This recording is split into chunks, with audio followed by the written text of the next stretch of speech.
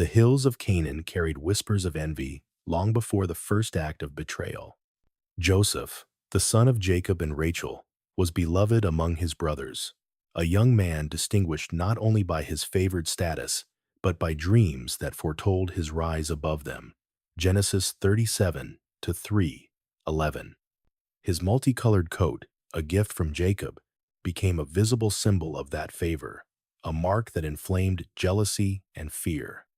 In the ancient tribal context, the firstborn and favored sons held not merely familial privilege but cultural significance, their inheritance and leadership shaping the continuity of Israel's covenantal lineage. For Joseph's brothers, this dream-laden youth represented a threat, and in the shadow of envy, plans were made that would cast him far from home. Betrayal was swift and severe.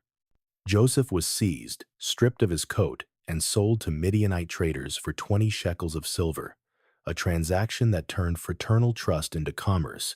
Genesis 37 to 28. He was carried across the desert to Egypt, a land of foreign customs and unfamiliar gods. Here, in Potiphar's house, Joseph's character faced its first true test: temptation and false accusation. Genesis 39 to 120.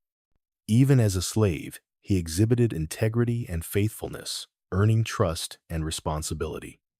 His moral resilience under duress reflects not only personal virtue, but an abiding reliance on divine providence, a theme consistently recognized by biblical scholars as central to the Joseph narrative. Prison became another crucible. Wrongly accused, Joseph's status shifted from trusted steward to incarcerated outsider. Yet, even within the darkness of confinement, he interpreted dreams for Pharaoh's officials, gaining recognition for his insight and discernment. When Pharaoh himself faced the troubling visions of 7 years of plenty followed by 7 years of famine, Joseph was summoned. With clarity, wisdom, and confidence rooted in God's guidance, he provided solutions that would preserve Egypt and surrounding nations from catastrophe. Genesis 41 to 14:36. His elevation to second in command, overseeing the collection and distribution of grain, marked a profound reversal from the pit to the palace, from slavery to sovereignty. The defining moment of Joseph's story emerged when his brothers arrived in Egypt, seeking provisions during the famine.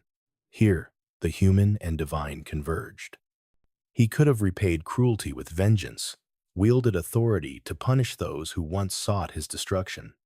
Instead, Joseph demonstrated forgiveness tempered by insight and foresight.